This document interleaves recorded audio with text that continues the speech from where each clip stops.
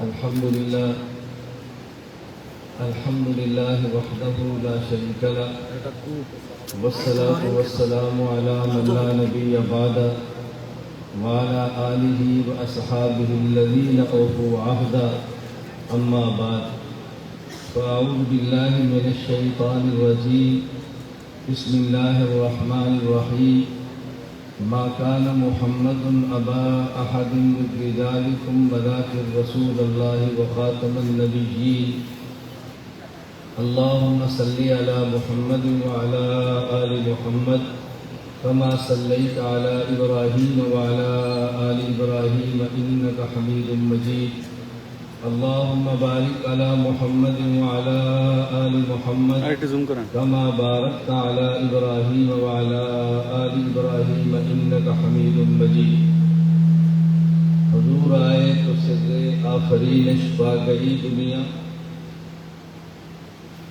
حضور آئے تو سر آفرین شفا گئی دنیا اندھیروں سے نکل کر روشنی میں آ گئی دنیا حضور آئے تو سر آفرین پا گئی دنیا اندھیروں سے نکل کر روشنی میں آ گئی دنیا حضور ستے چہروں کا زنگ اترا بجھے چہروں پہ نور آیا ستے چہروں کا زنگ اترا بجھے چہروں پہ نور آیا حضور آئے تو انسانوں کو جینے کا شعور آیا سبحان اللہ معزز علماء کرام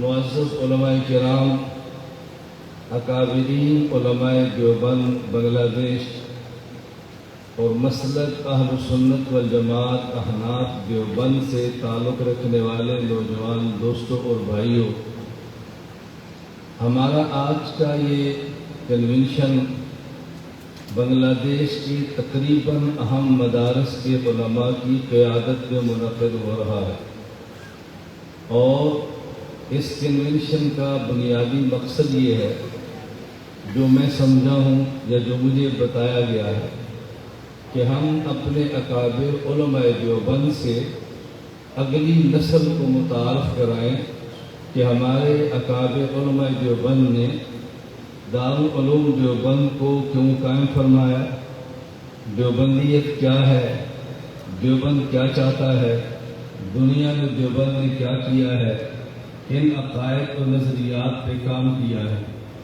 آپ میری مختصر سی تمہیدی گفتگو سے سمجھ سکتے ہیں کہ کتنا طویل مضمون ہوگا، اور میرے اللہ کا بڑا کرم ہے، میں 1 گھنٹے کا مضمون 1 منٹ میں بیان کر سکتا ہوں، اور 1 منٹ کے مضمون کو 1 گھنٹے میں پھیلا سکتا ہوں۔ یہ میں تو مختصر سی بات آپ کو خدمت کر رہا ہوں۔ میں نے کئی بار اپنے اکابرین علماء کی خدمت میں اس خواہش کا اظہار کیا۔ میں گزشتہ سال بنگلہ دیش آیا، میں نے اس وقت کے علماء سے کہا میری خواہش ہے آپ علماء طلباء کو بٹھائیں اور اس دیوبند کے نوکر کو دیوبندیت کا بیان کرنے کا موقع دیں۔ یہ بات میں کیوں کہہ رہا ہوں؟ میں صرف ایک بات سمجھانے کے لیے کہتا ہوں، میرا خیال ہے آپ اہل علم ہے، سمجھنے کے لیے کافی ہے۔ پوری دنیا میں آپ مجھے ایک کانفرنس بتائیں جس کا عنوان ختم نبوت ہو، میزبان اہل بدعت ہو، اور اس نے دیوبند علماء کو بلایا۔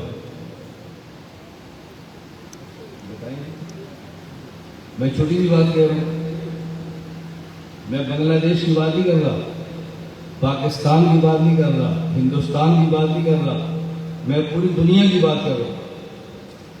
پوری دنیا میں ایک کانفرنس، عنوان ختم نبوت، میزبان اہل بدعت، اور بلایا علماء دیوبند کو۔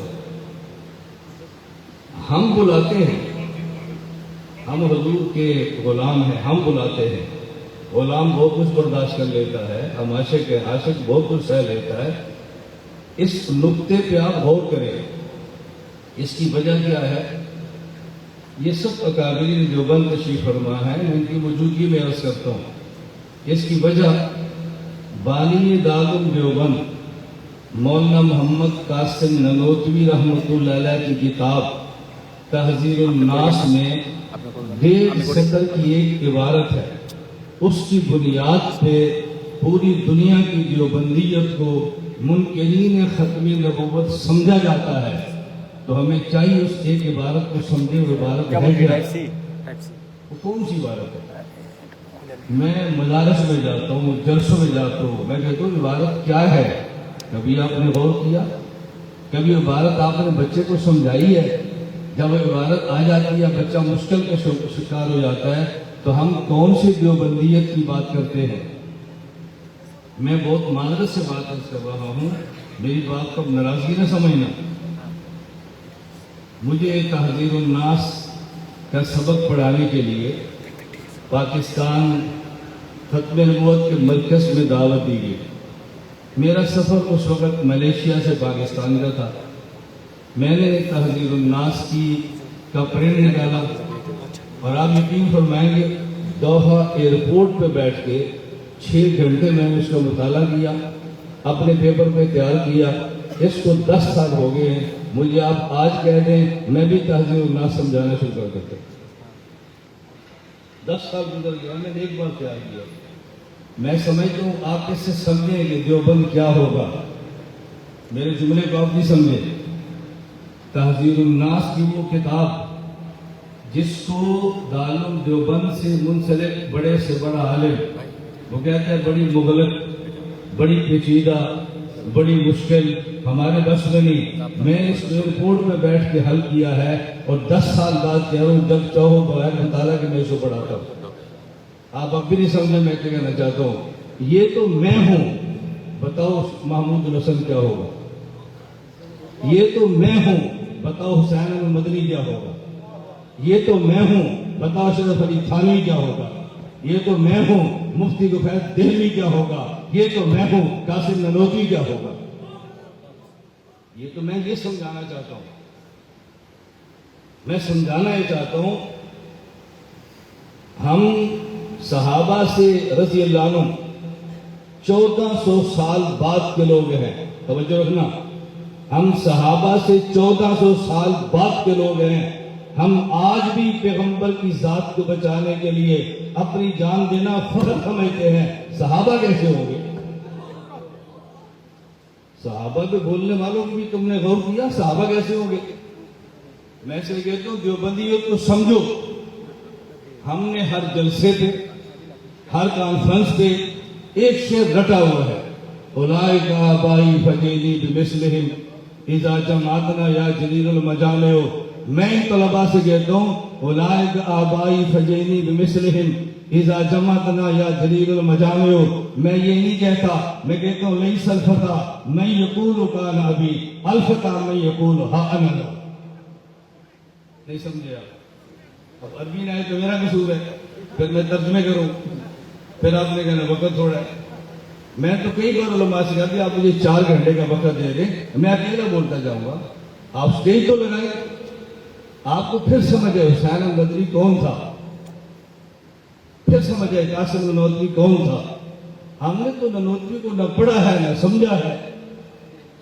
میں نے رات سیرت کانفرنس میں ایک جملہ کہا تھا، میں آج بھی کہتا ہوں جنہوں نے اکابر علماء دیوبند کو پڑھا ہے اور سمجھا ہے، اور جنہوں نے نہیں پڑھا اور نہیں سمجھا، دونوں میں فرق کیا ہے؟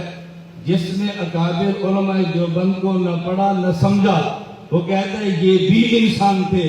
جس نے پڑھا اور سمجھا وہ کہتا ہے یہی انسان تھے. آپ نے پڑھا نہیں، اب اس میں کیا قصور ہے؟ پڑھو تو صحیح. مجھے بہت سارے طلباء پوچھتے ہیں آپ کون سی کتابوں کا مطالعہ کرتے ہیں. میں نے کہا میرے کمرے میں اردو کی 4-5 کتابیں پڑھی ہیں، بس میرا ہی علم ہے.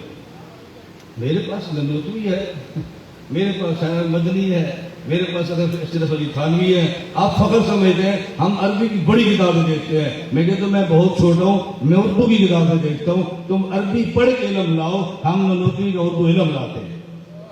تمہیں سمجھ آئے نانوتوی کیا ہے؟ خدا کا واسطہ اپنے اکابر سے ٹوٹو مت، اپنے اکابر سے دوڑو مت، اکابر پہ کھڑے ہو. میں نے بحمد اللہ تعالی اس وقت دیوبندیت کی آواز لگائی ہے جب ہندوستان والوں کو بھی دیوبندی کہتے شرم آ رہی. میں باتیں ایسے نہیں کہتا، یہ بات ذہن میں رکھ لیں. ہم دیوبند کے ساتھ کھڑے ہیں، ہم نے دیوبند کو نہیں دیکھا، ہم کھڑے ہیں. ہم دیوبند عید اور گارے کو دیوبند نہیں کہتے. میں نے پھر عرض کیا وقت بہت کم ہے, میں دیوبندیت کے ایک لفظ پہ بات کرتا, ایک لفظ پہ بات کرتا, اور میں کھل کے بات کروں کہ دیوبندیت کیا ہے, سمجھائیں ان کو دیوبندیت کیا ہے. آپ 4 لفظ سمجھیں, ان لفظوں کو سمجھنے سے بہت سارے مسائل حل ہوں گے. 4 لفظ سمجھیں. نمبر 1 دین, نمبر 2 مسلک, نمبر 3 مذہب, نمبر 4 منہج. اللہ کا واسطہ سمجھنا. نمبر 1 دین, نمبر 2 مسلک, نمبر 3 مذہب, نمبر 4 منہج. ہمارا دین اسلام ہے, ہمارا مسلک اہل سنت والجماعت ہے, ہمارا مذہب احناف ہے, ہمارا منہج دیوبند ہے. لوگ کہتے ہیں دیوبند کے مسلک کی اختلاف ہے. تمہیں کس نے کہا مسلک کی اختلاف ہے؟ ہم تو دیوبند کو مذہب نہیں کہتے, مسلک تو اور اوپر ہے. اب مجھے لفظ سمجھانے پڑے گا نا. میں ایک لفظ کو سمجھاؤں تو 1 گھنٹہ کا, اس میں 4 گھنٹے تو چاہیے ہوں گے نا. میں صرف اشارے کر رہا ہوں. دین بولیے, یاد کریں نا, یاد کریں. میں اپنے بیان کو جذبات کی راہ میں بہہ نہیں دیتا. الحمدللہ میرے بیان کی رفتار اتنی ہے کہ آپ کے کان میرے بیان کا ساتھ نہیں دیں گے, لیکن تب جب ضرورت تو ہونا, ضرورت ہو تو ہم اپنی خطابت دکھائیں نا. بلال تو میں آپ کو کیا کام دکھاؤں گا. ہمارا دین اسلام ہے, ہمارا مسلک اہل سنت والجماعت ہے, ہمارا مذہب احناف ہے, ہمارا منہج دیوبند ہے. پھر سمجھیں, ہمارا دین اسلام ہے, ہمارا مسلک اہل سنت والجماعت ہے, ہمارا مذہب احناف ہے, ہمارا منہج دیوبند ہے. میں شارٹ کٹ کہتا ہوں. دین منصوصات قطعیات کا نام ہے, مسلک منصوصات ظنیات کا نام ہے, مذہب اجتہادیات کا نام ہے, اور منہج طریقہ کار کا نام ہے. دین, پھر سنیں, دین منصوصات قطعیات کا نام ہے, مسلک منصوصات ظنیات کا نام ہے, مذہب اجتہادیات کا نام ہے, منہج طریقہ کار پالیسی کا نام ہے. میں ایک قدم اور اٹھا کے بات سمجھاتا ہوں. منصوصات قطعیات دین, اس کے اختلاف کا نام اسلام اور کفر کا اختلاف ہے. حق اور باطل کے اختلاف کو اختلاف دین کہتے ہیں, تقابل ادیان کہتے ہیں. مسلک کے اختلاف کو ضلالت اور ہدایت, سنت اور بدعت کے اختلاف کہتے ہیں. مذہب کے اختلاف ہو حق اور خطا کا اختلاف کہتے ہیں.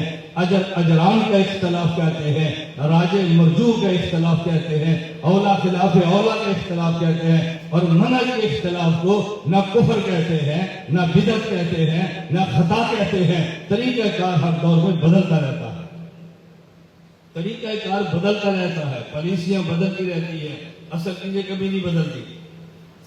پھر سمجھے ذرا, ہمارا دین بولیے اسلام ہے, ہمارا مسلک اہل سنت والجماعت ہے, ہمارا مذہب احناف ہے, ہمارا منہج دیوبند ہے. میں دیوبند کے منہج پہ تھوڑی سی بات کروں گا, لیکن 4 لفظ اور سمجھ لیں, اس سے آپ کو دیوبندیت سمجھ آئے گی. 4 لفظ اور سمجھ لیں. نمبر 1 تکمیل دین, نمبر 2 تمکین دین, نمبر 3 تدوین دین, نمبر 4 تطہیر دین. لفظ آپ سمجھ لیں, میں ترجمہ کر دوں گا, پریشان نہ ہوا کریں. میں عربی لفظ بولتا ہوں تاکہ یاد ہو جائے, پھر ترجمہ اتنا کرتا ہوں کہ عوام بھی سمجھتی ہے. آپ تو ماشاءاللہ طالب علم بیٹھے, عوام بھی سمجھتی ہے. میرے اللہ کا بہت کرم ہے, اللہ نے مجھے مشکل بات کو آسان لفظوں میں سمجھانے کا خدا نے مجھے فن دیا ہے. یہ میرے اللہ کا کرم ہے. اما بنعمت ربک فحدث. میں تو فخر غرور کی بات نہیں کرتا, ہر بندے کا ملتا ہوتا ہے. میں تو علم کے دعوے تھوڑے کروں, میں عالم ہوں, میں تو نہیں کہہ رہا, میں تو سمجھانے کی باتیں کر رہا ہوں. توجہ رکھیں, 4 لفظ یاد رکھیں. نمبر 1 تکمیل دین, نمبر 2 تمکین دین, مکن یمکن تمکینا, نمبر 3 تدوین دین, نمبر 4 تطہیر دین.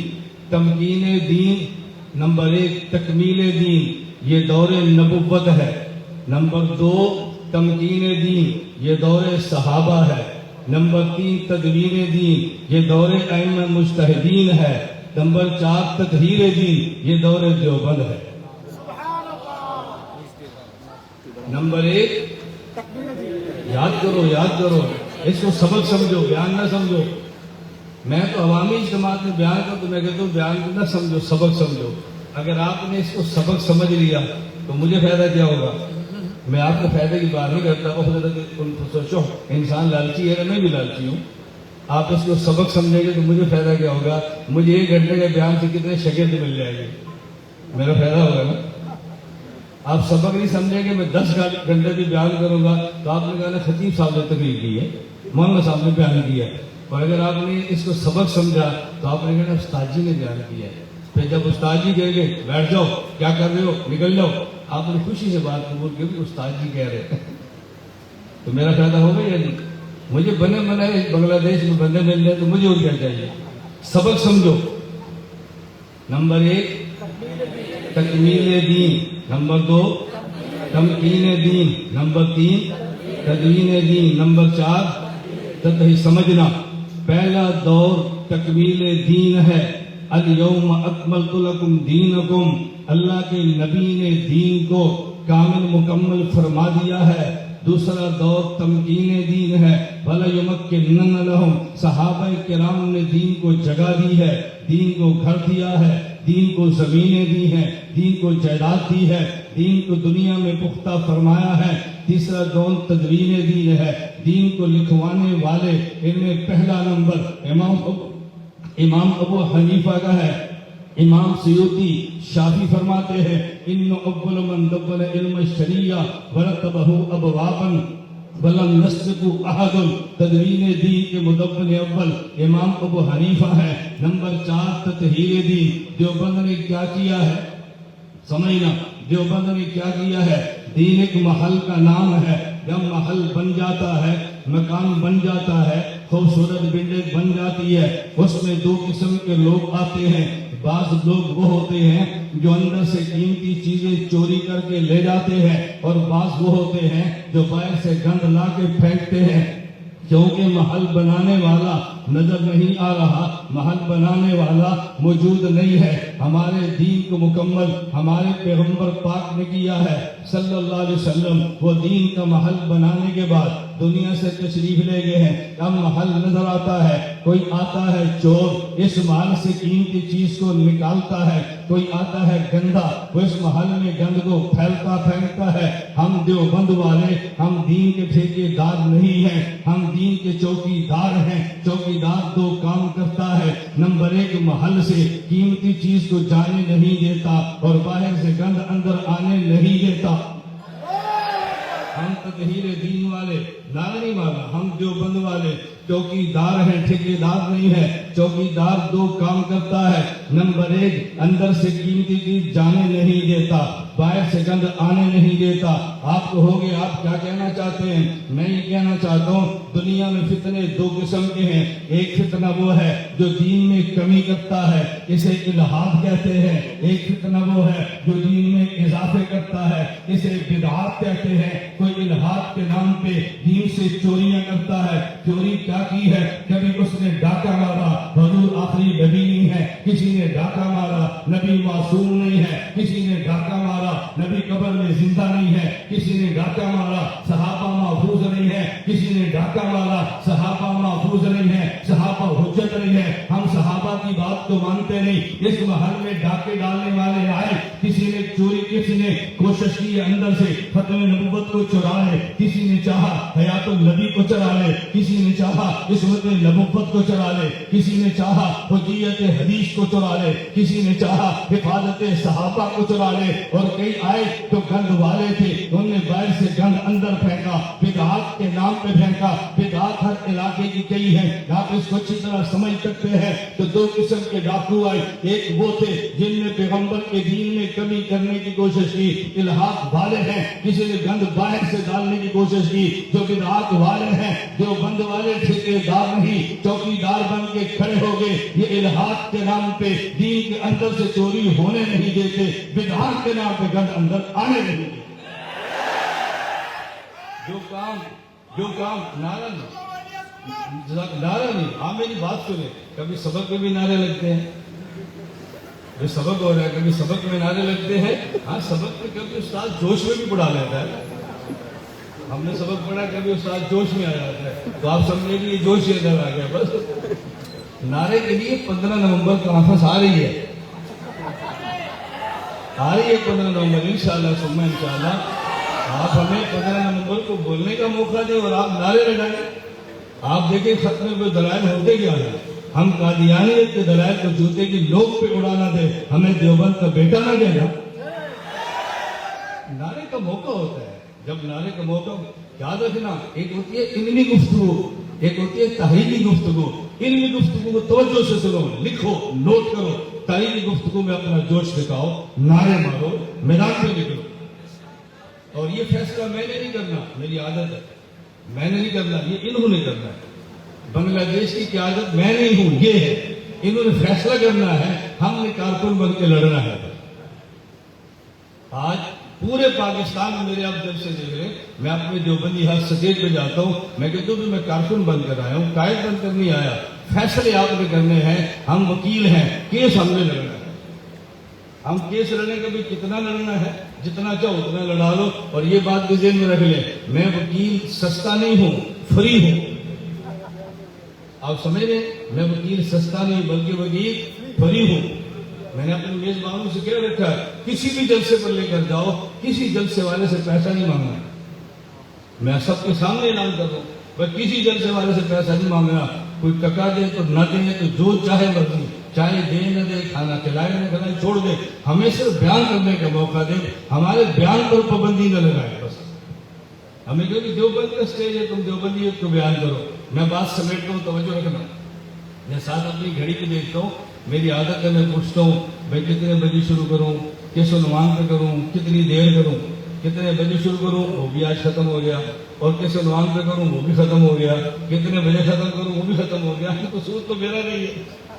مجھے رات موضوع اور بتایا, رستے میں اور بتایا, کام میں اور بتایا, تو بتاؤ 3 موضوع کو میں کیسے چھیڑنا شروع کروں گا. میں بات سمیٹتا ہوں, توجہ رکھیں. دیوبندیت کو سمجھے, دیوبندیت تطہیر دین کا نام ہے, اور ہمارے دین میں بنیاد جو شخصیات ہیں, ہم 2 چیزوں کو قائل ہیں. نمبر 1 نظریات, نمبر 2 شخصیات. ہم نظریات کو بھی دین سمجھتے ہیں اور بعض شخصیات کو بھی دین سمجھتے ہیں. شخصیات میں پہلا نمبر انبیاء کا ہے, اور آخری پیغمبر حضرت خاتم الانبیاء صلی اللہ علیہ وسلم کا ہے. شخصیات میں دوسرا نمبر صحابہ کرام اہل بیت کا ہے. اس لیے ذہن بنا لیں ہمارا نبی کے بارے میں عقیدہ کیا ہے, ذہن بنا لیں ہمارا صحابی کے بارے میں عقیدہ کیا ہے. عقائد کو سمجھنے کے لیے نبی کی تعریف سمجھ لیں, عقائد کو سمجھنے کے لیے صحابی کی تعریف سمجھ لیں, کبھی الجھنیں پیدا نہیں آئیں گی. اگر کوئی آپ سے پوچھے نبی کسے کہتے ہیں, آپ کہہ رہے نبی اس کو کہتے ہیں جس کی تعریف میں 4 لفظ ہو. نمبر 1 نبی انسان ہوتا ہے, مبعوث عن الخطا ہوتا ہے, مبعوث من اللہ ہوتا ہے, معصوم عن الخطا ہوتا ہے, مفروض الاتباع ہوتا ہے. نبی کسے کہتے ہیں, 4 لفظ نشین فرما لیں. نبی کسے کہتے ہیں, نبی انسان ہوتا ہے, نبی مبعوث من اللہ ہوتا ہے, نبی معصوم عن الخطا ہوتا ہے, نبی مفروض الاتباع ہوتا ہے. صحابی کسے کہتے ہیں, نمبر 1 وہ مومن ہوتا ہے, نمبر 3 نبوت کی صحبت میں آتا ہے, نمبر 3 حالت ایمان کی دنیا سے جاتا ہے. یہ 3 چیزیں ذہن میں بٹھا لو, اسٹال آتے جائیں گے, جوتے کی نوک پہ اڑتے چلے جائیں گے. ممکن نہیں ہے آپ بات سمجھ لیں. کوئی سوال کرے, میں کہتا ہوں وہ سوال کرتا ہے بات کو سمجھتا نہیں ہے. تو جواب نہیں دیتا کہ بات کو سمجھتا نہیں ہے، وہ سمجھ لیتا، کبھی اعتراض نہ کرتا، تو سمجھ لیتا، تو جواب دیتا۔ ہم نے کہا نبی کسے کہتے ہیں؟ نمبر 1 نبی انسان ہوتا ہے، چھوڑ دے اس کو، مبعوث من اللہ ہے، اس کو بھی چھوڑ دے۔ نمبر 3 نبی معصوم عن الخطا ہوتا ہے، صحابی محفوظ عن الخطا ہوتا ہے۔ نبی معصوم عن الخطا ہے، صحابی محفوظ عن الخطا ہے۔ آپ کہیں گے بھائی معصوم اور محفوظ میں فرق کیا ہے؟ ان دونوں کا ترجمہ سمجھ لیں۔ معصوم اسے کہتے ہیں جس سے خدا گناہ ہونے نہیں دیتا، محفوظ اسے کہتے ہیں جس سے گناہ ہو جاتا ہے خدا اس کے نامہ اعمال میں باقی رہنے نہیں دیتا۔ نبی معصوم ہے، صحابی محفوظ ہے۔ معصوم کا معنی اس سے اللہ گناہ ہونے نہیں دیتا، اور محفوظ کا معنی گناہ ہو جاتا ہے اللہ اس سے نامہ اعمال میں رہنے نہیں دیتا۔ اعتراض کس بات پر ہے؟ توجہ سے بات، میں اس پہ دلائل نہیں دے رہا، میں دلائل دوں، میں یہ باتیں کیوں کہہ رہا ہوں؟ میرے کو خطابت کے جملے نہیں ہیں، میرے وکالت کے جملے ہیں۔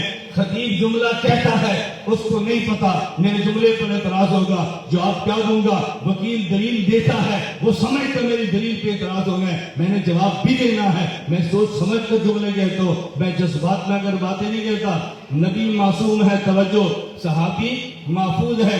میں ایک جملہ کہنے لگو، آپ طلبہ سمجھتے معصومن یہ اس میں مفعول کا صیغہ ہے۔ معصوم اسے نہیں کہتے جو گناہ سے بچتا ہے، معصوم اسے نہیں کہتے جو گناہ سے بچتا ہے، معصوم اسے نہیں کہتے جو گناہ سے بچتا ہے، معصوم اسے کہتے ہیں جسے گناہ سے بچایا جاتا ہے۔ اس کی وجہ نبی مبعوث ہے تو نبی معصوم ہے۔ نبی وہ نہیں ہوتا جو اعلان نبوت کرتا ہے، نبی وہ ہوتا ہے جس سے اعلان نبوت کروایا جاتا ہے۔ نبی وہ نہیں ہوتا جو گناہ سے بچتا ہے، نبی وہ ہے کہ جس کو گناہوں سے بچایا جاتا ہے۔ اس لیے کہ اللہ نبی کے سر پہ تاج نبوت سجاتا ہے، وہ خدا نبی کو گناہوں سے بچاتا ہے۔ توجہ رکھنا، میں یہ بات کیوں کہتا ہوں، اگر نبی اعلان نبوت خود کرے تو بات اور ہے، اعلان نبوت خدا کرائے تو بات اور ہے۔ نبی نمائندہ خدا ہوتا ہے، اگر نبی گناہ کر لے اعتراض نبی پہ نہیں ہوگا، اعتراض نبی پہ خدا پہ ہوگا۔ توجہ، اعتراض نبی پہ نہیں ہوگا، نبی پہ خدا پہ ہوگا۔ اس لیے اللہ اپنی ذات کو اعتراض سے بچاتا ہے، نبی کو گناہوں سے بچا کے رکھتا ہے۔ میں ایک بات کہنے لگا، پیغمبر کے گھر میں بیویاں آئی ہیں، ازواج مطہرات آئی ہیں۔ ان ازواج مطہرات میں سے کسی زوجہ سے پیغمبر نے خود نکاح نہیں کیا۔ اللہ کے نبی خود فرماتے ہیں، ما تزوجت بشیء من نسائی وما زوجت بشیء من بناتی الا بوحی جاء به جبرائیل۔ میں نے بیٹی لی ہے تو مرضی سے نہیں وحی سے، میں نے بیٹی دی ہے تو مرضی سے نہیں وحی سے دی ہے۔ اس کا معنی یہ ہے کہ پیغمبر کے گھر میں آنے والی پیغمبر کی بیوی انتخاب مصطفیٰ نہیں ہے، انتخاب خدا ہے۔ یہی وجہ ہے پیغمبر کی 11 بیویوں میں سے ایک زوجہ مطہرہ ام المومنین امی عائشہ پہ اعتراض لگا ہے، منافقین نے لگایا ہے۔ پورا قرآن پڑھ لے، ذخیرے احادیث کو دیکھ لے، میرے علم میں نہیں ہے حضرت عائشہ پہ الزام لگا ہو اور پیغمبر نے صفائی دی ہو، عائشہ پہ الزام لگا ہو، نبی نے دفاع کیا ہو، میرے علم میں نہیں ہے بھئی نبی نے دفاع کیوں نہیں کیا۔ اس کی وجہ اگر پیغمبر کے نے عائشہ سے نکاح مرضی سے کیا ہوتا تو دفاع نبی کرتے۔ عائشہ انتخاب مصطفیٰ نہیں ہے، عائشہ انتخاب خدا ہے۔ حضور نے دفاع نہیں کیا، خدا نے خود کیا ہے۔ اس لیے اگر خدا دفاع نہ کرتے تو لوگ کہتے عائشہ انتخاب مصطفیٰ کا ہے، جبریل انتخاب مصطفیٰ کا ہے، چھوٹی بچی تھی، الیاذ باللہ الیاذ باللہ۔ میں وہ جملے زبان پہ نہیں رہ سکتا جو کافر بھونک دیتا۔ اللہ نے نبی سے دفاع نہیں کرایا، خود دفاع کرایا، کیونکہ عائشہ انتخاب مصطفیٰ نہیں ہے، دفاع نبی نے نہیں کیا، انتخاب خدا ہے۔ اعتراض خدا، دفاع خدا نے کیا۔ اگر خدا نہ کرتا تو تم نے اعتراض کرتے۔ جس طرح پیغمبر کی بیوی انتخاب مصطفیٰ ہے، اعتراض آئے خدا جواب دیتا ہے، خود مصطفیٰ انتخاب خدا ہے، اعتراض آئے جواب خدا دیتا ہے۔ نبی معصوم ہے، نبی بولیے بھائی بولیے، نبی اور اونچی آواز سے، نبی اور اونچی آواز سے، نبی معصوم ہے. توجہ رکھیں بھائی، نبی معصوم ہے تو نبی پر جو اعتراض قیامت تک ہونے تھے اس کے جواب خدا نے خود کیے ہیں. پہلے نبی جن نے اعلان نبوت کیا حضرت آدم علیہ السلام، لوگوں نے کہا جی آدم سے گناہ ہوا. میں نے کہا ہم نہیں مانتے گناہ ہوا، تم کہتے گناہ ہوا. قرآن پڑھ دو. کیا جی قرآن کریم میں ہے واسا آدم ربہ، حضرت آدم نے خدا کی نافرمانی کی ہے. میں نے کہا تھا قرآن نہ پڑھو، قرآن پورا پڑھو. اگر اسا آدم ہے اسی قرآن میں نسیہ آدم بھی ہے، اسی قرآن میں نسیہ بھی ہے. بھئی مجھے بتاؤ نسیہ بھول جانا یہ گناہ ہوتا ہے؟ کہا جی نہیں. میں نے کہا تم نے اعتراض کرنا تھا اسا کو لے کر، خدا نے جواب دیا نسیہ کو لے کر. خدا نے فرمایا توجہ آدم بھول گئے ہیں. میں بات مختصر لفظ میں پوری کرتا ہوں. بھئی آدم بھول گئے ہیں. آپ کے ذہن میں سوال ہوگا میں بھی اسا پہ بات نہیں کرتا، میں کہا پہ بات نہیں کرتا، میں غوا پہ بات نہیں کرتا، یہ نہیں، ویسے بات لمبی ہو جائے گی. میں مختصر سی بات سمجھانے لگوں. حضرت آدم علیہ السلام کے بارے میں قرآن کہتے ہیں نسیہ، آدم بھول گیا. پھر سوال کریں گے اچھا اگر آدم بھول گئے تھے، یہ بھول کے درخت کا پتا کھانا یا پھل کھانا گناہ نہیں تھا، خدا نے جنت سے کیوں نکالا؟ خدا نے کیوں ڈانٹا؟ ربنا ظلمنا یہ دعائیں کیوں مانگی؟ 40 سال حضرت حوا آدم جدا کیوں رہے؟ اس سے جو پتہ لگتا ہے گناہ تھا. میں نے کہا بات توجہ سمجھنا بھائی، بھول جانا فرق ہے. میں آپ سے مسئلہ پوچھتا ہوں، مجھے بتائیں اگر روزے دار بھول کر کھا لے تو روزہ ٹوٹ جاتا ہے؟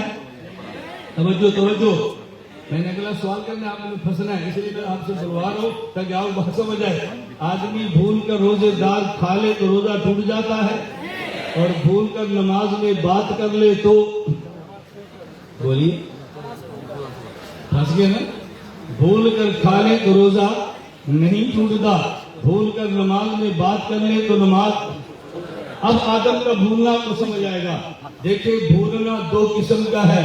ایک بھول جانا روزے دار کا ہے، ایک بھول جانا نماز والے کا ہے. روزے دار بھول جائے روزہ نہیں ٹوٹتا، گناہ بھی نہیں ہے. نماز والا بھول جائے تو یہ اس کے اوپر گناہ تو نہیں ہے، لیکن کہا نماز دوبارہ پڑھو، ڈانٹ پڑ جاتی ہے دوبارہ پڑھو، یہ ڈانٹ پڑی ہے دوبارہ پڑھو.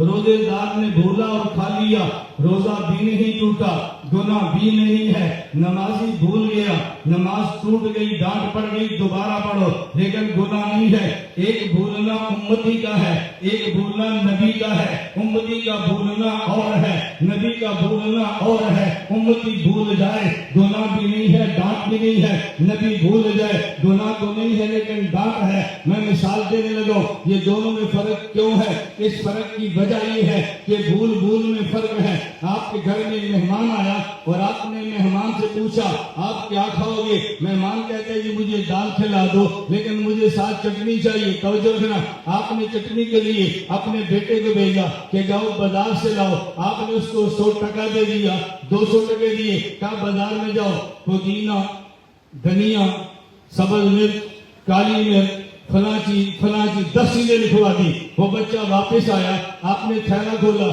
اس میں ایک چیز نہیں تھی. آپ نے بچے کو ڈانٹا تو فلاں چیز کیوں بھول گیا؟ لوگ کہیں گے بچہ ہے، تم نے 10 چیزیں ذمہ لگائی تھی، ایک بھول گیا تو کیا ہوا؟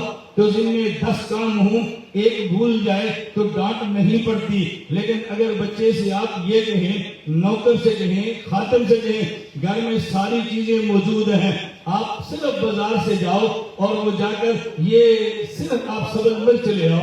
وہ واپس آیا تو سبز مرچ کی بجائے دھنیا تھا. کیا کیا؟ کہا جی بھول گیا. اب ڈانٹ پڑتی ہے. کسی کے ذمے 10 کام ہوں، ایک بھول جائے تو ڈانٹ نہیں ہے. کسی کے ذمے ایک کام ہو اور بھول جائے تو ڈانٹ ہے. روزے دار کے ذمے کئی کام ہیں، اس نے نماز بھی پڑھنی ہے، اس نے روزہ بھی رکھنا ہے، اس نے ذکر بھی کرنا ہے، اس نے تلاوت بھی کرنی ہے، اس نے گھر کے سارے کام بھی کرنے ہیں. اگر مدرسے کا سفیر ہے تو روزے میں چندہ بھی مانگنا ہے، اس نے سارے کام کرنے ہیں. اگر ایک کام بھول جائے تو اللہ فرماتا ہے چھوڑ دو، کئی کام تھے بھول گیا. اور نمازی کے ذمہ صرف ایک کام ہے، نہ کھا سکتا ہے، نہ پی سکتا ہے، نہ بول سکتا ہے، کوئی کام نہیں کر سکتا. نمازی کے ذمہ صرف ایک کام ہے، اللہ سے بات کرنا. اس میں بھی بھول گیا. اللہ ڈانٹتے ہیں تیرے ذمہ ایک کام تھا تو وہ بھی بھول گیا. روزے دار کے ذمہ کئی کام تھے، ایک کام بھولے تو ڈانٹ نہیں ہے. نمازی کے ذمہ ایک ہی کام ہے، وہ بھول جائے تو ڈانٹ پڑتی ہے. نبی کی ذمہ ایک ہی کام ہے، اس ایک کام سے بھی بھول جائے تو اللہ ڈانٹتے ہیں تجھے نہیں بھولنا چاہیے تھا. امتی کا بھولنا روزے دار کا بھولنا ہے، نبی کا بھولنا نمازی کا بھولنا ہے. روزے دار بھول جائے تو روزہ بھی نہیں ٹوٹتا، گناہ بھی نہیں ہے. نماز والا اگر بھول جائے تو اس کی نماز ٹوٹ جاتی ہے لیکن گناہ نہیں ہے، ڈانٹ پڑتی ہے. حضرت آدم علیہ السلام بھولے، یہ بھولنا نبی کا تھا، گناہ نہیں تھا لیکن ڈانٹ پڑی ہے. اور ڈانٹنے والا کون ہے؟ ڈانٹنے والا کون ہے یہ تو سمجھو نا. ہم کہتے ہیں ڈانٹ کیوں پڑی؟ آپ کہیں گے ربنا ظلمنا، توجہ، ربنا ظلمنا تو صاف کہتا ہے میں نے ظلم کیا ہے. ظلم تو گناہ کو کہتے ہیں، وہ تو صاف کہتے ہیں میں نے ظلم کیا. آپ اس کا معنی کیا کریں گے؟ بات توجہ سے سمجھنا. آپ اس کا معنی کیا کریں گے؟ اللہ نے آدم کے جملے ربنا ظلمنا انفسنا وہ ذکر کیے ہیں. حضرت آدم علیہ السلام سے خوشیوں کا ذکر فرمایا ہے. توجہ سے میری دلیل کو سمجھنا.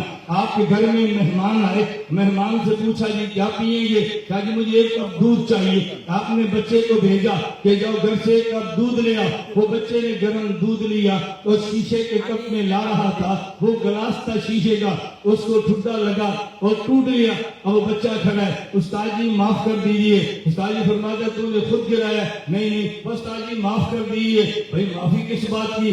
گر گیا ہے. نہیں استاد جی معاف کر دیجیے. وہ مہمان سمجھتا ہے بچے نے توڑا نہیں ہے، بچے سے ٹوٹا ہے، لیکن یہ عام بچہ نہیں ہے. یہ بچہ ذکی بھی ہے، یہ بچہ حساس بھی ہے، یہ بچہ خاندانی لگتا ہے. تو مہمان کہتا ہے استاد جی آپ اس بچے کو کہہ دو میں نے معاف کیا، یہ خوش ہو جائے گا. بات تو کچھ بھی نہیں. استاد کہتے بچہ تو نے جان بوجھ کے توڑا تو نہیں ہے، تیری غلطی تو نہیں ہے، لیکن جسے تو غلطی کہتا ہے نا میں نے اسے بھی معاف کر دیا. اللہ فرماتے آدم یہ ظلم تو نہیں ہے، لیکن جسے تو ظلم کہتا ہے میں نے اسے بھی معاف کر دیا.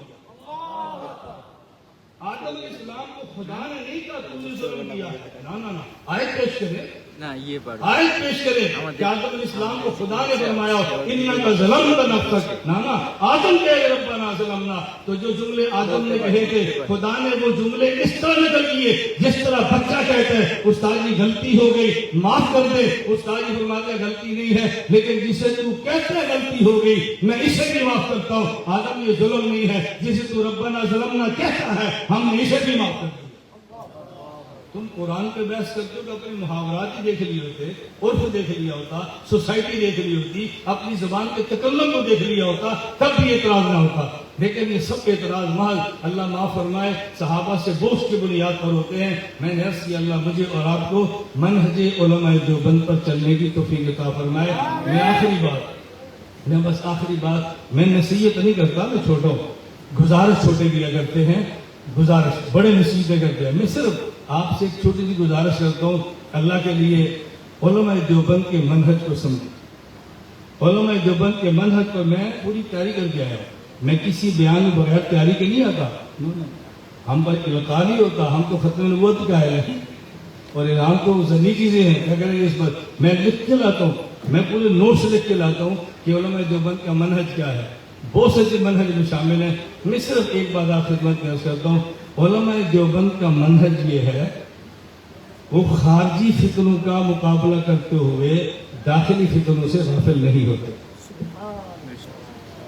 اب میں اس میں کتنی مثالیں پہ کتابیں پیش کروں. علماء دیوبند کا منہج کیا ہے؟